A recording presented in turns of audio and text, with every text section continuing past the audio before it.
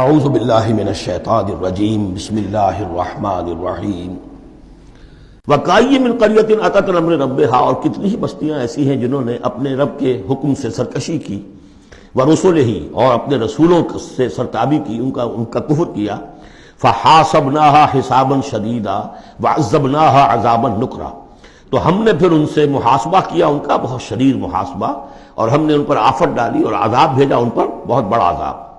فذاقت وبال امرها، پھر ان بستیوں نے اپنے معاملے کی پوری سزا جو ہے بھگت لی، وکان عاقبت امرها خسرا، اور یقیناً جو ابھی عاقبت والا معاملہ آنے والا ہے، ان کے معاملے کا جو ابھی عاقبت ہے وہ تو پھر بڑے ہی ٹوٹے والا معاملہ ہے۔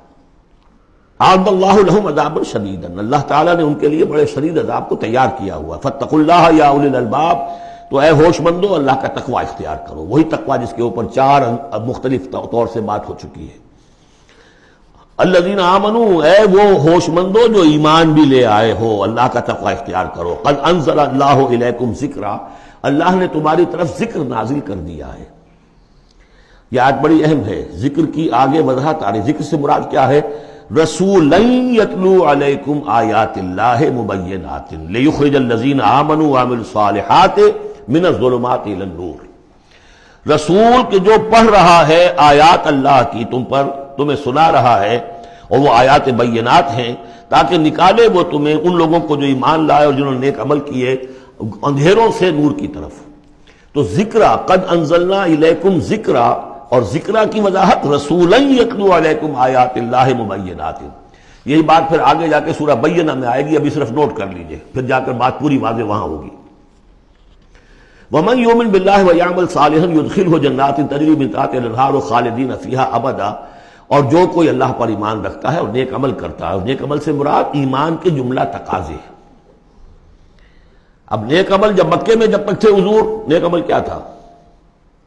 ابھی شراب بھی حرام نہیں ہے، جوا بھی حرام نہیں ہے، سود بھی حرام نہیں ہے، پہلے 10 برس نماز پنج گانا بھی نہیں ہے۔ اس وقت نیک عمل کا کیا مطلب ہے؟ اللہ پر ایمان اور اس کی دعوت، اور تکلیف آئے تو استقامت اور جھیلنا۔ نماز آئی تھی، رات کو کھڑے رہا کرو اللہ کے سامنے، اس وقت کا نیک عمل یہ تھا۔ اب جیسے جیسے آیا مدینے میں آ گئے، اب جہاد ہے، قتال ہے، انفاق ہے، مال خرچ کرو، اب روزہ بھی فرض کیا گیا، اب نماز پنج گانا بھی جو ہے 2 سال پہلے ہو چکی ہے، اب تمہارے اوپر زکوٰۃ بھی ایک نصاب کے حساب سے آ گئی ہے، عشر بھی آ گیا ہے، اب یہ ہے۔ تو جس وقت دین کا جو تقاضا ہے وہ پورا کرنا، جملہ تقاضے، وہ عمل صالح ہے۔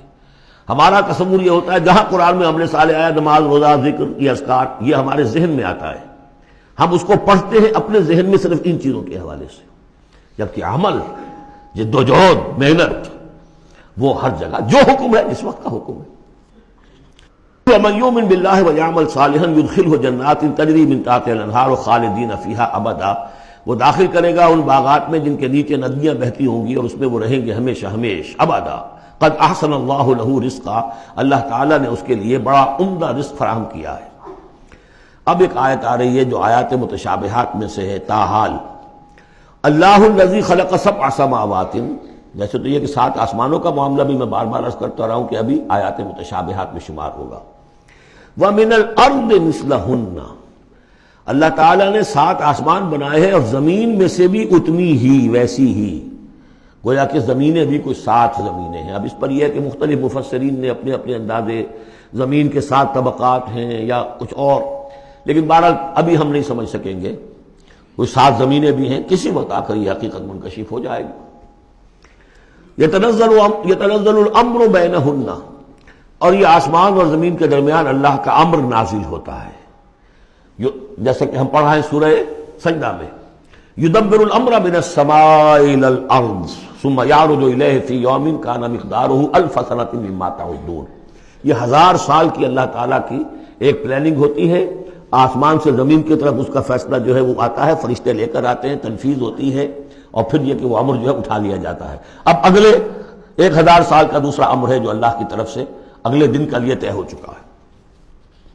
لِتَعْلَمُوا أَنَّ اللَّهَ عَلَىٰ كُلِّ شَيْءٍ قَدِيرٌ، تمہیں اس کا یقین رہنا چاہیے کہ اللہ تعالیٰ ہر چیز پر قادر ہے۔ میں نے یہ بات عرض کی ہے کہ 2 صفات اللہ کی ہیں جس میں یہ انتہائی اہمیت کے ساتھ علی کل شیء قدیر بکل شیء علیم. ان دو صفات کا تو مراقبہ اتنا گہرا ہونا چاہیے کہ کبھی شک نہ آنے پائے کسی چیز کے بارے میں. وَأَنَّ اللَّهَ قَدْ أَحَاطَ بِكُلِّ شَيْءٍ عِلْمًا. دیکھیے دوسری بھی آ گئی علم، اور یہ کہ اس نے ہر شے کا اس کے علم کا احاطہ کیا ہوا ہے، نہ اس کی قدرت سے باہر کچھ ہے نہ اس کے علم سے باہر کچھ ہے. صدق اللہ العظیم.